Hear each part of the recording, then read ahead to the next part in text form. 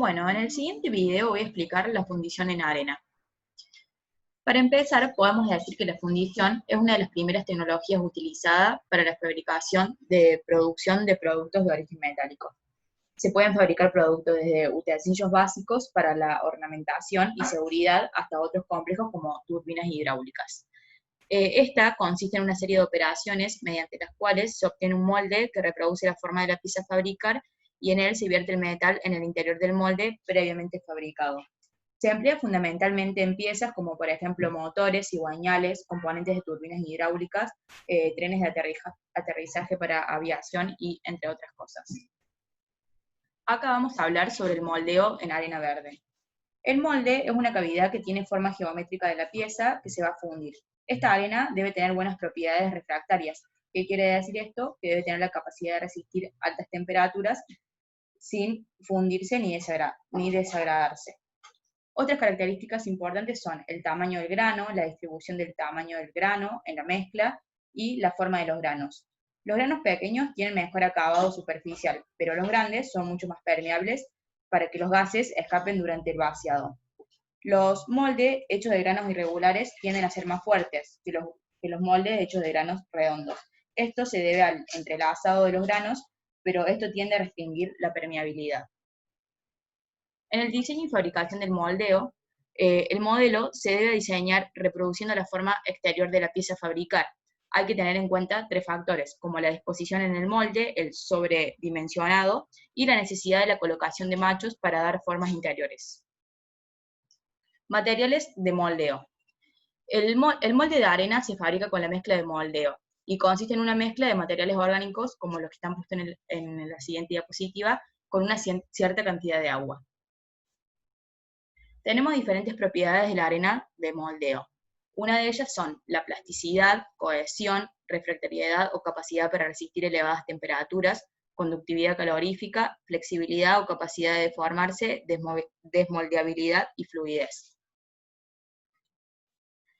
Los pasos a seguir, primero hay que hacer la preparación de la arena, luego la preparación del molde, el ensamblaje del molde, luego hay que colocar el metal, desmoldar y limpiarlo, y por último la solidificación y el enfriamiento. Nos vamos a enfocar en este último, ya que este factor es el que dependerá del resultado final de la pieza. Los fenómenos físico-químicos que resultan de la solidificación influyen directamente en la generación de defectos como porosidades. Tanto el proceso de transformación de estado líquido sólido como el del enfriamiento depende de la morfología y de la estructura final de la pieza. ¿Cómo se distribuye la temperatura en función del tiempo? Dependiendo del tipo de molde que se puede obtener la relación del espesor de la capa solidificada en función del tiempo, como en la siguiente fórmula. De acuerdo a la siguiente ecuación tenemos que significar las letras. Km es la conductividad térmica del molde, Pm es la densidad del molde, Cm es el calor específico del molde, Pf es la densidad del metal fundido y Tf es la temperatura de fusión del metal. En la fundición de los moldes permanentes, a diferencia de los moldes desechables, quiere decir que los moldes que se funden comúnmente en molde permanente son aluminio, magnesio, aleaciones de cobre y hierro fundido. La desventaja económica de cualquiera de los procesos con molde desechable es la necesidad de un nuevo molde para cada fundición. En cambio, en este molde se reutiliza muchas veces.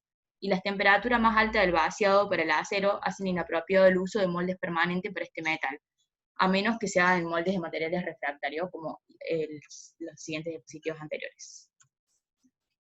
El proceso de estos son, primero, como se muestra en la imagen, el molde se precalienta y se recubre. En segundo lugar, se insertan los corazones y se cierra el molde. En este caso, el metal fundido se vacía en el molde y el molde se abre. Y por último, como vemos en la imagen 5, está el molde terminado. Para los moldes permanentes, la resistencia térmica al flujo de calor se encuentra principalmente en la superficie de separación entre el metal y el molde. El espesor de metal solidificado puede obtenerse según la siguiente ecuación. La única diferencia acá es que H es el coeficiente de transmisión del calor.